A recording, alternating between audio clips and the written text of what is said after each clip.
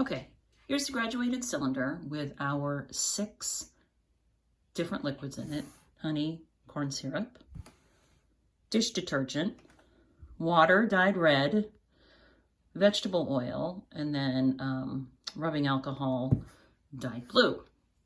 So now I'm going to put in a couple of solids. Let's see, the first thing I'll put in is a nail, and I'm sure you can probably all predict that this is a dense material. It's made out of metal, and you'll see it is moving slowly through the corn syrup. All right, and down into the honey. We'll see if it sinks through the honey. Looks like it is. So the nail is obviously the most dense of what we have in there. Now I'm going to put in an Army Guy, and let's see where the Army Guy ends up.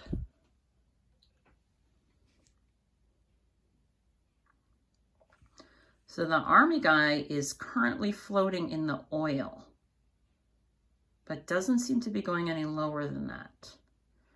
So that should tell you what it is least dense than and what it is more dense than. Here is a Lego. I'll put that in. Try to get past the Army Guy. I'm gonna have to put my finger in there. Oh, I've made a mess. All right, it looks like the Lego is a similar density to the Army Guy. They're both plastic, right? Here's a blue kind of marble. Ah, that went right down, is now in the corn syrup. And we'll have to see if it is less dense than the honey or more dense. And I'll put one more solid in there.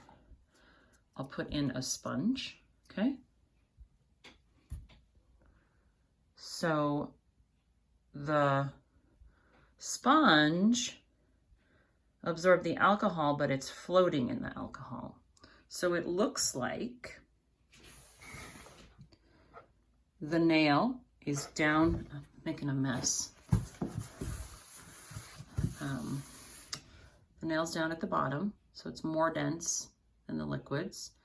The marble is currently slowly sinking through the honey, so that is also more dense than the liquids.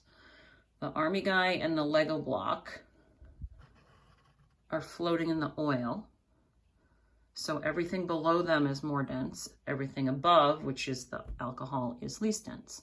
And then the sponge is suspended in the alcohol, so it is less dense than everything below it.